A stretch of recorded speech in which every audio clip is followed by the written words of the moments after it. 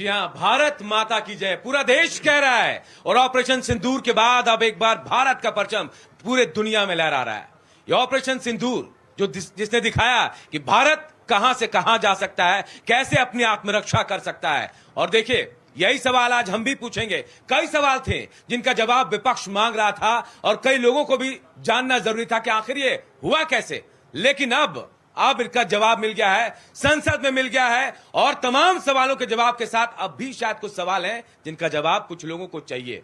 और मेरे साथ देखिए ऑडियंस है, युवा जोश है, यह भी जानना चाहती है कि आखिर क्या हुआ, कैसे हुआ। तमाम बातें इनसे भी करेंगे। साथ में मेरे साथ मेरे बड़े पैनल भी है, एक बड़ा पैनल देखिए। मैं सबसे पहले इंट्रोड्यूस कराता हूं मेजर जनरल डॉक्टर जे के बंसल, रिटायर्ड रक्षा विशेषज्ञ, मोहम्मद अली मेजर, रिटायर्ड रक्षा विशेषज्ञ, कैप्टन आई सिंह, रिटायर्ड रक्षा विशेषज्ञ हैं, और नरेंद्र नाथ धर दुबे, डीआईजी भी रहे, एनआईए, और बहुत बड़ा नाम भी। जी हाँ, ये सवाल सबसे पहले मैं पूछूंगा, लेकिन एक सहयोगी मेरे देवनाथ हैं जो मेरे साथ रहेंगे, देवनाथ भी हैं, मेरे साथ जुड़ेंगे और तमाम सवाल भी करेंगे। बिल्कुल सही बात यह है कि देश अब पूछ रहा है कि विपक्ष और सरकार के शोर के बीच आखिर सच क्या है। क्या हमने वो गोल हासिल कर लिया था? और जिस तरीके से संसद में संग्राम मचा है, पक्ष और विपक्ष जिस तरीके से अपनी बात रख रहा है, उससे साफ जाहिर होता है कि लोग अपनी बातों को किस तरीके से देखते हैं। और सबसे बड़ी बात यह कि देश की जनता यानी भारत क्या चाहता है, भारत क्या सोचता है, अनूप, ये बहुत महत्वपूर्ण। बिल्कुल, और भारत क्या चाहता है, क्या सोचता है, भारत ने देव करके दिखाया, वो दम दिखाया पाकिस्तान के अंदर घुसकर, और कैसे नेस्तनाबूद करके आया आतंकियों को ठिकाने को, ये दिखाया 22 मिनट। और 22 मिनट ये पाकिस्तान की तबाही के बहुत सबूत थे जिसको पाकिस्तान कभी भूल नहीं सकता है। और मैं चाहूंगा कि एक बार भारत माता की जय। ये जो युवा जोश है ना, हम में भी उत्साह भर रही है, पूरे देश में जो हमारे दर्शक है, जो घर से देख रहे हैं, अनूप, ये मानिए कि आज फिर से वैसा ही जोश पैदा हो गया जब हमने बड़ी चोट की थी पाकिस्तान। आपके हाथ में भी देखिए रोए खड़े हो रहे होंगे, मेरे पीछे से आवाज आ रही, तो मुझे भी ऐसा लग रहा है। लेकिन मैं सवाल पूछूंगा। सबसे पहले मेरे जो गेस्ट हैं नरेंद्र नाथ धर दुबे जी, आपके पास आता हूं। आपने भी देखा संसद में क्या हुआ, वहां क्या हुआ ऑपरेशन सिंदूर में, उसके बाद क्या लगता है सारे सवालों के जवाब मिल गए या कुछ है जिसका जवाब बाकी है? देखिए, जो संसद की बात आपने की, जो चर्चा हुई, और बेसिकली सारा चर्चा ऑपरेशन सिंदूर को लेकर सेंट्रिक था। पहलगांव में जो लश्कर ए तोयबा के टेररिस्ट पाकिस्तान से आया और उन्होंने मारे 26 टूरिस्ट को बेरहमी से मारा, बेसिकली सारे सवाल उस पर घूम रहे थे। तो जो भी आपने सफलता देखी कल से पहले, यानी पिछले 48 घंटों में तो 3 टेररिस्ट वो और 2 टेररिस्ट कल अभी पुंछ में नाइट कोर ने मारे हैं। तो और अभी कल एक और कमरबाड़ी से एक लश्कर ए तोयबा का टेररिस्ट 3 पिस्टल लेके भी कल शाम को पकड़ा गया है। तो कुल मिला जुला के जो 5 टेररिस्ट मारे गए हैं, जिसमें 3 महादेव पहाड़ी यानी ऑपरेशन महादेव में मारे गए हैं जी। और उनसे जो चीजें निकल के आई हैं, जो एविडेंसेज निकल के आए हैं, जो सबूत निकले हैं, जो कोरबरेशन है, और जो विक्टिम की फैमिलीज ने रिकॉग्नाइज किया है, वहां से मिले कार्टिजेस के जो मैचिंग हुई है उस जब्त किए हुए गोला बारूद से, ये वो सबसे बड़ा एविडेंस है। और जो ओजीडब्ल्यू जो उन्हें सपोर्ट दे रहे थे जी, पूरे आपके जबरवन पहाड़ी के अंदर, उनके बयानात से तो मुझे तो लगता है कि पहलगाम अटैक का लश्कर ए तोयबा से जो कनेक्शन था और आतंकवादियों से कनेक्शन था, वो उत्तर तो मिल गया। उस उत्तर में तो कोई संदेह नहीं है। और हम ये नहीं कह सकते कि और आतंकवादी नहीं है पहलगाम उस एरिया में, और भी हो सकते हैं। लेकिन आप देखिए 22 मिनट का 22 अप्रैल से बड़ा सीधा संबंध है। 22 अप्रैल और 22 मिनट, यह ऑपरेशन 16 दिन के अंदर ऑपरेशन सिंदूर हुआ, 15 दिन के अंदर ही हुआ। तो एक वो जो सबसे बड़ा रिस्पांस है उसको पूरा देश जानता है, उस पर भी खूब चर्चा हुई कल, उसके असर के बारे में पता है। पाकिस्तान जिस तरह से सेहरन हुई, पाकिस्तान के बारे में भी सबको पता है जी। लेकिन मेन सवाल था कि क्या जिन्होंने पहलगांव बाईसरन कांड किया वे मारे गए, एक क्वेश्चन था। ज्यादा डिस्कशन कल इस बात पे है, और माननीय गृह मंत्री ने बयान दिया है फ्लोर ऑफ पार्लियामेंट पे, यस, जितने हमारे सबूत हैं, साक्ष्य हैं, उस आधार पर मैं कह सकता हूं कि those were responsible for killing 26 tourist have been killed by our security forces. Kudos to them, congratulation, से बहुत बड़े बधाई की बात। कितनी बार कहा कि बाहर जाके वेजिटेबल्स मत लिया करो, समझ में नहीं आता तुम्हें? टाइम वेस्ट होता है, एनर्जी वेस्ट होती है। और सर की बात भी सुन पा रहे हैं आप। अब लगता है कि विपक्ष को जवाब मिला होगा या फिर और भी सवाल विपक्ष करेगा? देखिए, ये सवाल इसलिए भी बहुत महत्वपूर्ण है, और पूरा देश जो सुन रहा था कल बहस में संसद में, जिस तरीके से गर्मजोशी से बहस हो रही थी, ऐसा लगा कि सिंदूर ऑपरेशन सिंदूर का एक एक अंश फिर से दोहराया जा रहा है और किस तरीके से पाकिस्तान को चोट लगी थी। लेकिन जो सवाल अभी उठाया गया कि क्या हमने उनको सबक दे दिया, अनूप जी, जो हमारे गुनाहगार थे, मैं सोचता हूं कि सबसे पहले इनसे बात कर लिया जाए, ये बड़ा आनंद आ जाए। बिल्कुल, बात इनसे भी करेंगे। हाँ। लेकिन हमारे मेहमान पहले सवाल का जवाब दे देंगे तो ठीक है, ये ठीक है, बिल्कुल। मैं कैप्टन आई सिंह आपके पास आऊंगा। सर, आपको लगता है जवाब मिला? ऑपरेशन सिंदूर जारी है, बंद नहीं है। जवाब आगे दुश्मनों को भी मिलेगा, विपक्ष को मिल गया जवाब, देश को मिल गया। निश्चित तौर पे मैं आपको बड़े विस्तार से बताना चाहूंगा, बड़ा जिम्मेदारी के साथ अपनी बात को रखूंगा कि ऑपरेशन सिंदूर हमारी जो सेना ने जो एक पराक्रम दिखाया है, एक जो करके दिखाया है, उस पर कहीं कोई आम जनता कोई संदेह नहीं कर रहा है, क्योंकि हमारी देश की जनता जितनी हमारी सेना लड़ रही थी उतनी ही हमारी देश की जो है ना जनता भी सेना के साथ खड़ी थी। एक कहते हैं ना मोरल सपोर्ट, हमारी आम जनता का मोरल सपोर्ट हमारी सेना के साथ पूर्ण रूप से था। अगर साथ में नहीं था तो उन विपक्षी दलों का नहीं था, जो कहीं ना कहीं अपनी राजनीतिक रोटियां हर क्षेत्र में ढूंढते हैं। जबकि उनको सोचना चाहिए कि सेना किसी की नहीं होती, सेना देश की होती है, और सेना के ऊपर इस तरह के जो है ना आरोप लगाना शायद ये कहीं से कहीं ठीक नहीं। अब मैं मुख्य मुद्दे पे आना चाहूंगा।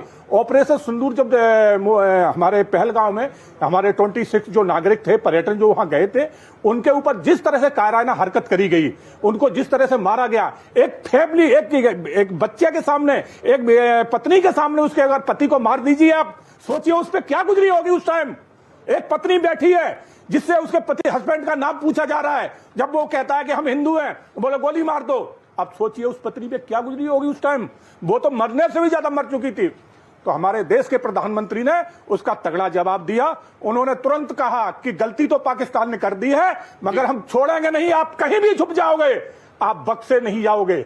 और सेना को फ्री हैंड दिया, सेना से कहा कि आप अपनी तैयारियां करिए, आप अपने हिसाब से डिसीजन लीजिए, जगह भी आपकी, तैयारी भी आपकी, अटैक भी आपका, कैसे आपने करना है सरकार की तरफ से पूर्ण रूप से आपको जो है छूट है, हर तरह से फ्रीडम है।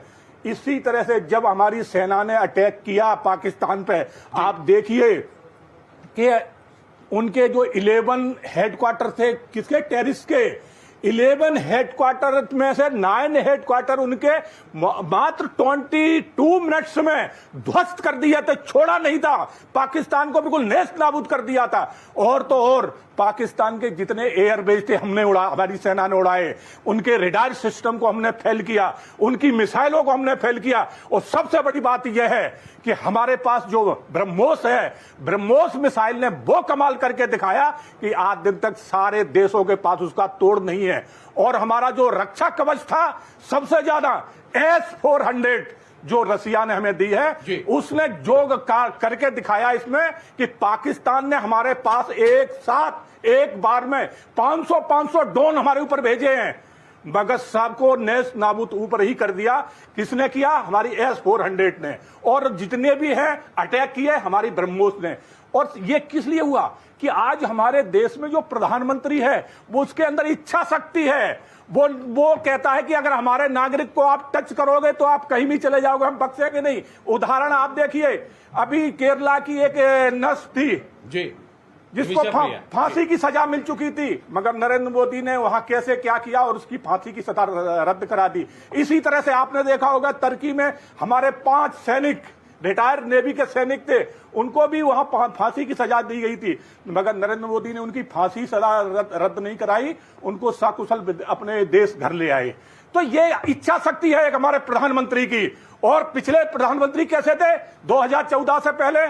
आपने यासीन मलिक का शायद सभी ने नाम सुना होगा, एक बहुत बड़ा टेररिस्ट था। उसने, जब मैं भी उस टाइम कश्मीर में पोस्टेड था, जब आर्मी में था, ऑन द स्पॉट उसने 3 एयरफोर्स के ऑफिसरों को शूट आउट किया था। और उसको मनमोहन सरकार में सोनिया गांधी जी पीएम हाउस में रेड कारपेट बिछा के बुलाती थी और उसके साथ ठोस सेशन कराती थी। तो ये इच्छा शक्ति होती है एक सरकार की। मैं अपने टाइम की खुद बता रहा हूं, अगर पाकिस्तान से बॉर्डर पे, जब मैं पुंछ साइट में भी रहा हूं, मेरी पोस्टों पे अगर अटैक होता था, फायरिंग होती थी पाकिस्तान की तरफ से, तो मुझे जवाबी फायर देने के लिए दिल्ली से परमिशन लेने पड़ती थी, वो मिलती नहीं थी। आज हमारा सैनिक अगर गलती से भी उनसे फायर हो गया पाकिस्तान वालों से, तो हमारा सैनिक LMG तब तक बंद नहीं करता है जब तक उनको ध्वस्त नहीं कर देता है। तो यह सरकार की इच्छा शक्ति होती है। बिल्कुल देव, सुन रहे हैं, जवाब तो दिया जा रहा है, जोरदार जवाब मिल रहा है और जवाब भी बहुत शानदार। तालियां बज रही है, बच्चे इतने खुश हैं, आप समझिए। तो फिर जिनको जवाब चाहिए था उनको तो मिल ही गया है। बिल्कुल जवाब मिल गया, लेकिन सवाल जो विपक्ष उठा रहा है उसको भी आप नजरअंदाज नहीं कर सकते, क्योंकि ये लोकतंत्र है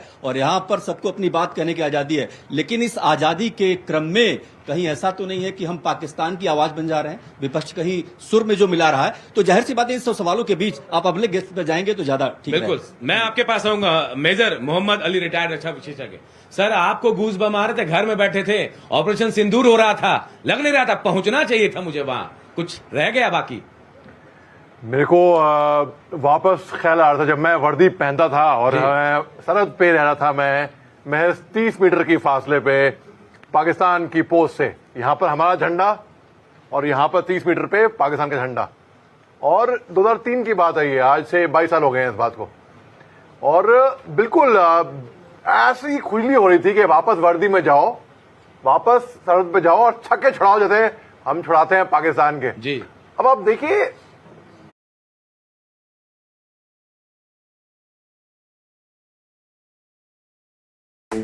ओह यस, आज तो मजा आ गया। ज़ूपी पर 80,000 रुपए जीत गया।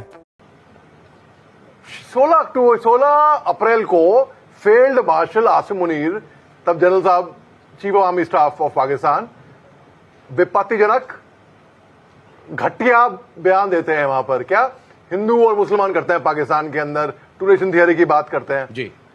ये पाकिस्तान में होता होगा, ठीक है। वहां पे कितनी घृणा नफरत है वहां पे माइनॉरिटीज के खिलाफ, इसमें क्या बताऊं आपको। 22 अप्रैल को ये हमला हो जाता है पहलगाम में। ऐसे कौन करता है लॉजिकली स्पीकिंग? नाम पूछ के, मजहब पूछ के, कपड़े उतारो, कलमा पढ़ो, मोदी जाके कह देना, महिलाओं के सामने उनके पतियों को, उनके सुहाग उजाड़ना, बच्चों के सामने उनके पिता को मारना।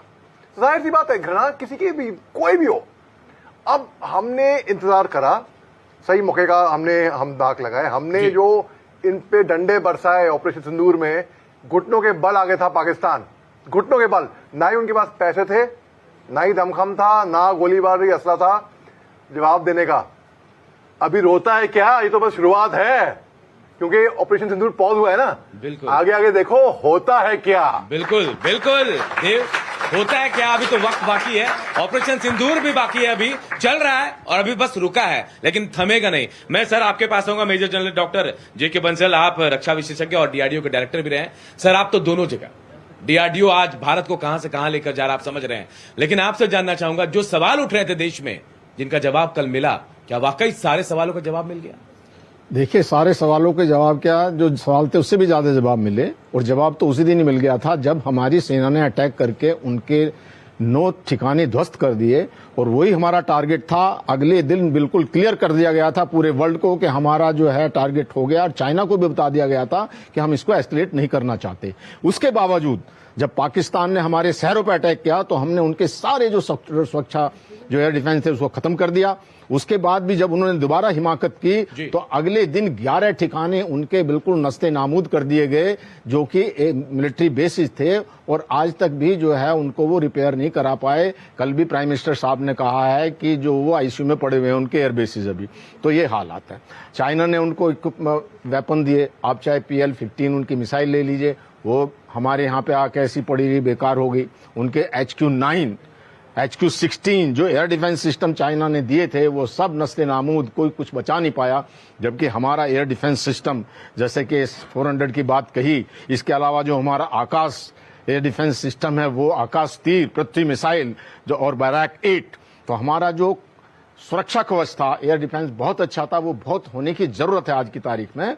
और ब्रह्मोस मिसाइल ने कमाल किया है।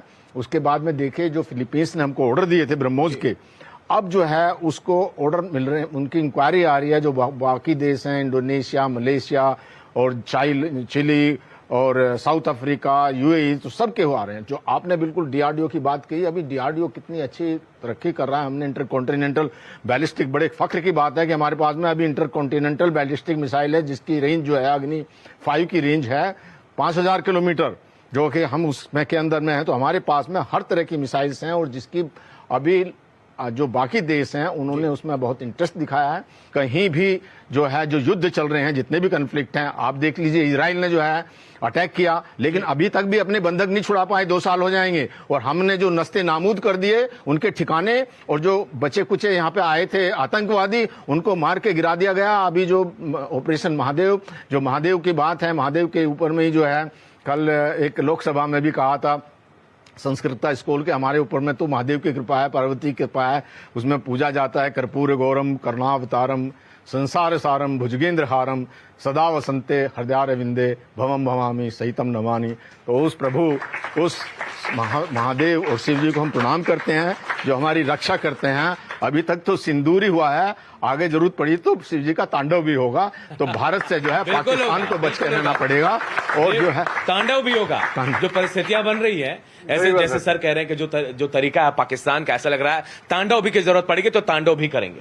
देखिए, 2 जो बहुत महत्वपूर्ण बात है। पहली बात ये कि क्या सोचता है भारत, क्या सोचता है भारत राहुल गांधी के बारे में, क्या सोचता है भारत प्रधानमंत्री मोदी के बारे में, क्या सोचता है भारत राजनाथ सिंह के बारे में, और क्या सोचता है भारत अखिलेश यादव के बारे में। और हमारे साथ बहुत सारे बच्चे भी हैं जो बताएंगे। लेकिन हम यही चाहते हैं कि जिस तरीके से पक्ष और विपक्ष ने संसद में जिस तरीके की बहस हुई है, जिस तरीके का संग्राम देखने को मिलेगा, उसके बाद देश का मिजाज क्या बना है, देश क्या सोचता है, किस पर भरोसा है देश को। अनूप, ये बहुत महत्वपूर्ण बात, बहुत महत्वपूर्ण है। और देखिए, तमाम चीजों को जानना भी जरूरी है, लेकिन देश के जो भविष्य हैं, युवा हैं, इनसे भी हम जानते हैं कि आखिर इनके मन में क्या चल रहा है ऑपरेशन सिंदूर को लेकर। आप लोगों ने देखा ऑपरेशन सिंदूर?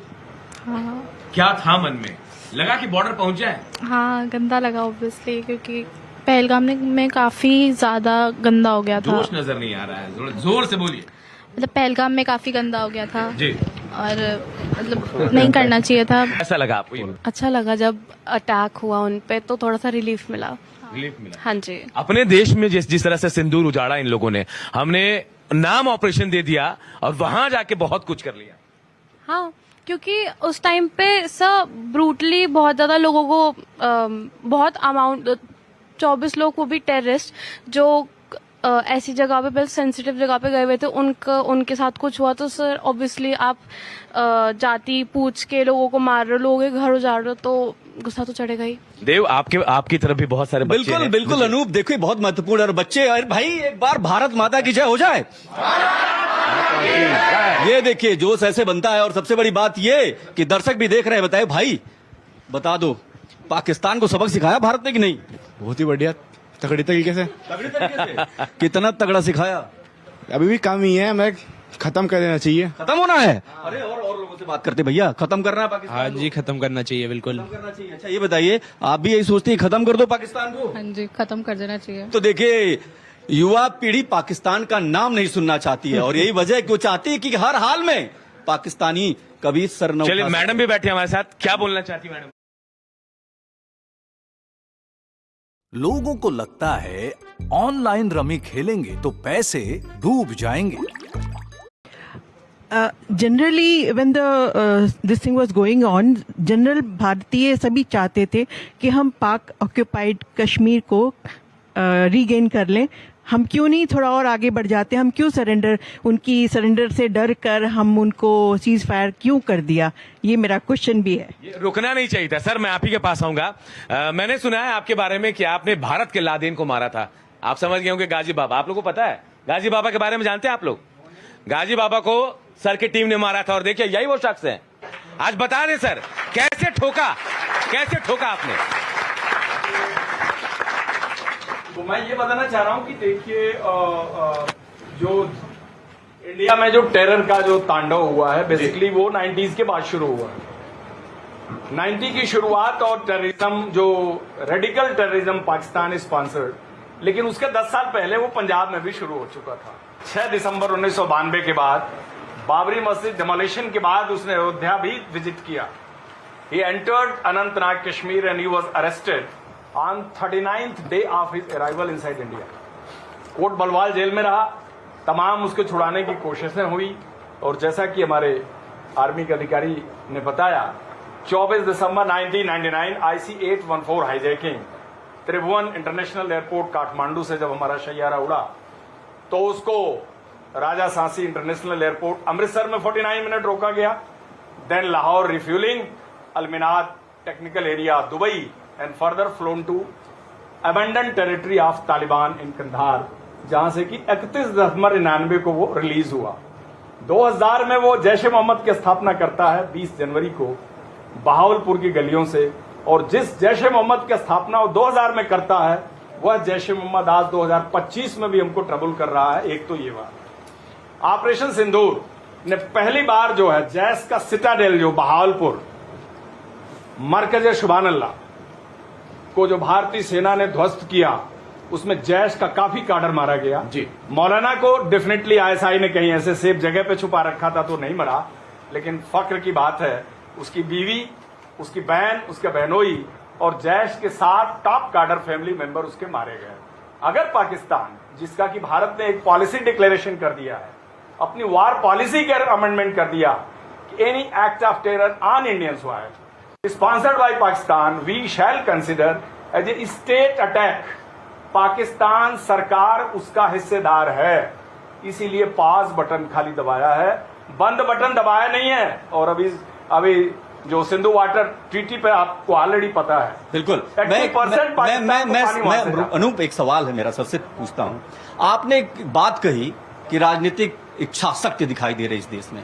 आप कह रहे हैं राजनीतिक इच्छा शक्ति है, दृढ़ इच्छा शक्ति की बात कर रहे हैं आप। विपक्ष सवाल उठा रहा है लगातार कि अगर आप जीत रहे थे तो आपने हमले क्यों बंद कर दिए?